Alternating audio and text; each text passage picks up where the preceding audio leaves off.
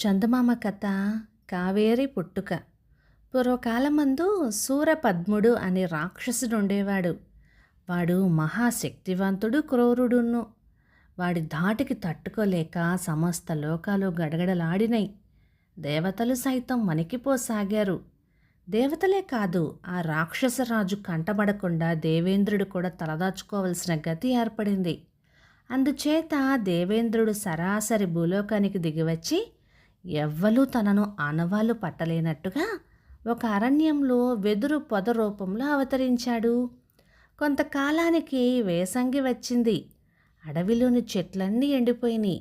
అయితే దైవాంశ కలది గనుక వెదురు పొద మాత్రం పచ్చగానే నిలిచి ఉంది. అప్పుడు దేవేంద్రుడు ఆలోచించాడు, మండుకుపోయి ఈ వేసంగిలో తోటి చెట్లన్నీ ఎండిపోవటం, నేను మట్టుకు పచ్చగా ఉండటం విడ్డూరంగా ఉంది కదా. ఇందువల్ల నా ఉనికి సులువుగా బయటపడిపోతుందేమో. ఇప్పుడు నేను నా పలుకుబడి వల్ల గంగను భూలోకానికి తెప్పించగలిగితేనా నా గుట్టు బయటపడకుండా ఉంటుంది. ఈ రూపంలో పరమశివుణ్ణి ఆరాధించుకోవటానికి కూడా వీలవుతుంది అని ఈ నిశ్చయంతో దేవేంద్రుడు వినాయకుడిని ప్రార్థించగా వినాయకుడు ప్రత్యక్షమయ్యాడు. ఇంద్రుడు తన కోరికను వెల్లడించాడు. వినాయకుడు దేవేంద్రుని కోరిక తీర్చుదామనే ఉద్దేశంతో చూడగా ఒక్క అగస్త్యుని కమండలంలో మాత్రం నీళ్లున్నట్టుగా తెలుసుకున్నాడు. వెంటనే గణపతి కాకిరూపం దాల్చి అగస్త్యుని ఆశ్రమానికి చేరుకున్నాడు. అక్కడ అగస్త్య మహర్షి మహా తపస్సులో మునిగి ఉన్నాడు. కాకి రూపంలో ఉన్న గణేశుడు చడీ చప్పుడు చేయకుండా ఏమీ ఎరగనట్లుగా వెళ్ళి మహర్షి కమండలంలోని నీళ్లు కాసిని వంపేసి పారిపోయాడు. అప్పుడు అగస్త్యుని కమండలంలో జలం వరదలై భూలోకానికి పారింది. అది పోయి పోయి దేవేంద్రుడు ఉన్న అడవిని, అతని మారు రూపంలో ఉంటున్న వెదురు పొదను కూడా తడిపివేసింది. కొంతసేపైన తర్వాత అగస్త్యుడు చూసుకుంటే కమండలంలో నీటి చుక్కైనా లేదు. అల్లంత దూరాన కమండలాన్ని దొర్లించుకుపోయిన కాకి మాత్రం కనపడింది. రోషి దానిని వెంటబడి తరిమాడు.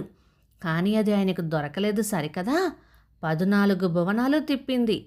అప్పుడు మహర్షి అది సామాన్యపు కాకి కాదని గ్రహించి దివ్య దృష్టితో చూశాడు. నిజం తెలిసింది. అగస్త్యుడు గణపతి వైపు తిరిగి, ప్రణవస్వరూప, నీవెందుకు ఇలా పరిగెత్తడం? లోకక్షేమం కోసం చేసిన ఈ మహాకార్యం నాకు సమ్మతమే. అయితే నా పూజా పురస్కారాలకు ఇప్పుడు కమండలంలో నీటి బొట్టైనా లేదే, ఎలా అని అన్నాడు. వినాయకుడు వెంటనే తన తొండంతో నీళ్లు పట్టుకుని వచ్చి అగస్త్యుని కమండలంలో వదిలాడు. తొలుత వినాయకుడు అగస్త్యుని కమండలంలో నుంచి దొర్లించగా వెల్లువలై భూమి మీద పారిన నీరే ఈనాటి కావేరీ నదిగా వెలసింది. ఆ తరువాత 6 తలలతో సుబ్రహ్మణ్యస్వామి జన్మించి లోకకంటకుడైన సూరపద్ముణ్ణి సంహరించాడు. ఈనాడు కూడా ఏటా సుబ్రహ్మణ్యస్వామి ఉత్సవంలో సూరపద్ముని సంహార కథ నడుస్తూనే ఉంటుంది. కథ సమాప్తం.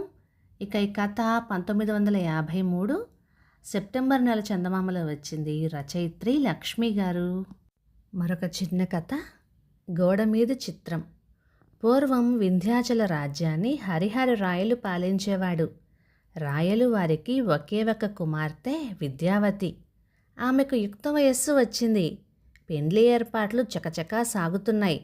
దేశ దేశాల నుంచి నిపుణులైన పనివాళ్ళు వచ్చి కొత్త కొత్త భవనాలు నిర్మిస్తున్నారు. మండపాలు, చిత్రశాలలు అమరుస్తున్నారు. పనులన్నీ అయినాయి.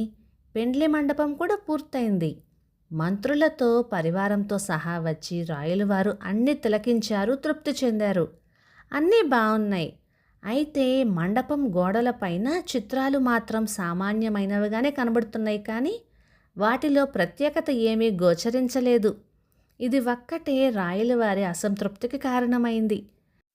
దేవరా, అపురూపమైన చిత్రాలను సృష్టించగల వారికి కోరుకున్న బహుమానం ఇస్తామని ప్రకటింపిద్దాము. తప్పక సమర్థులు వస్తారు అన్నాడు మంత్రివర్యులు. రాయలవారికి ఈ సలహా నచ్చింది. చాటింపు వేయించారు. కొన్నాళ్లకు ఒకానొక దూరదేశం నుంచి 2 చిత్రకారులు వచ్చారు. ఎవరి ప్రతిభలు వారు చెప్పుకున్నారు. రెండవ చిత్రకారుడు ఒకే ఒక కోరిక కోరుకున్నాడు. మొదటి చిత్రకారుడు ఏ గోడ మీద చిత్రించదలుచుకుంటే దానికి సరిగా ఎదురుగా ఉండే గోడపైన తన చిత్రం వేయటానికి అనుమతించాలి అని. సమ్మతించారు రాయలవారు. చెరివొక గోడ నిర్ణయించుకొని గడువు తీసుకున్నారు చిత్రకారులు. పని ప్రారంభించసాగారు. సరిగా నెల రోజులయ్యింది. గడువు తీరింది. చిత్రకారులిద్దరూ రాయలవారికి కబురు చేశారు. మంత్రి, సామంత, పండిత సపరివార సమేతంగా రాయలవారు విచ్చేశారు. ముందుగా మొదటి చిత్రకారుని గోడ వద్దకు వెళ్ళి తెర తొలగించి చూశారు. రాయలవారు వారితో పాటు అందరూ ఆశ్చర్యంలో మునిగిపోయారు. ప్రకృతి అంతా ఆ గోడ మీద తాండవిస్తూ ఉంది. అద్భుతం, అత్యద్భుతం అన్నారు రాయలవారు. ఎవరి అనుమతి లేకుండానే రెండవ చిత్రకారుడు తన గోడ మీద తెరను తొలగించి వేశాడు. రాయలవారు పరివారము దృష్టిని అటువైపు తిప్పారు. మంత్రించినట్టుగా ముగ్ధులైపోయారు రాయలవారు. కొంతసేపటికి తెలివి రాగా ఆహాహా అన్నారు ఆయన. మొదటి చిత్రకారుని చిత్రణ అతి సహజ సిద్ధంగా ఉండి ఆశ్చర్యం కలిగించింది. రెండవ వాని చిత్రణ సరిగా అదే చిత్రాన్ని జీవకళ ఉట్టి పడేటట్టుగా ప్రతిఫలింపజేస్తూ ఉంది. ఇద్దరూ ఒకే చిత్రాన్ని ఎలా చిత్రించగలిగారు? బహుమానం ఎవరికి ఇవ్వటం? ఇది ఇప్పుడు సమస్య.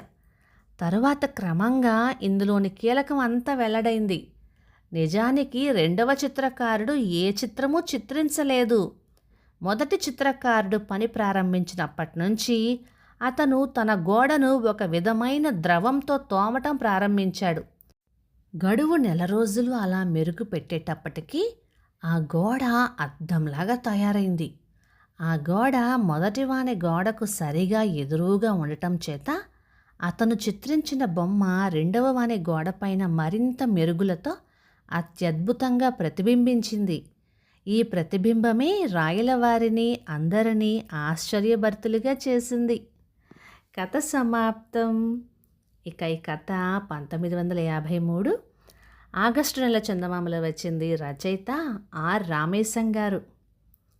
రెండవ చిత్రకారుడు తెలివితేటలు చాలా బాగున్నాయి కదా. ఇక ఈ కథ మీకు ఎలా అనిపించిందో తప్పకుండా కామెంట్ చేయండి. ఇక ఈ కథలు మీకు నచ్చినట్లయితే లైక్ చేయండి, షేర్ చేయండి.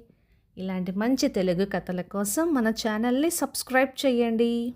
Thank you.